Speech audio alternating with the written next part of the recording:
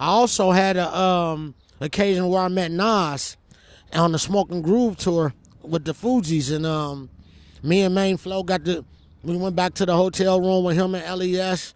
We smoked and blazed, and they listened to the Doom album.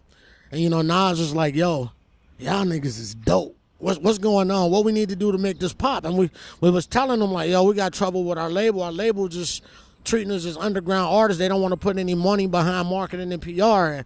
And he was like, yo, y'all want me to run up in there on them? Like, and I'm like, as much as I do, no.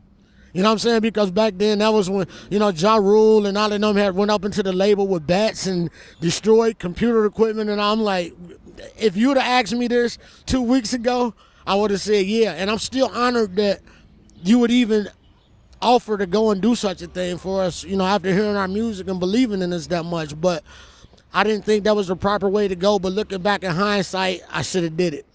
You know what I'm saying? We should have let Nas go up in there because he would have made our presence felt. You know what I'm saying? And the label would have understood that other lyricists that they look up to respect what we did. But TVT was a weird situation because they could have been literally the biggest hip-hop label in the world. Every artist that became big from the 90s on came through there shopping their music. And either TVT didn't have the ear to recognize it, or they didn't want to negotiate with them fair. You know what I'm saying? Everybody from, they had Ja Rule, DMX, Jay-Z had that group with, you know, the Cash Money Clique, and they was out a little crew. They tried to sign them, and that fell through. Snoop Dogg was on the label, Yin Yang Twins, Lil Jon, 213, Smut Peddlers. It was so many people on that label but they didn't really know hip-hop outside of New York.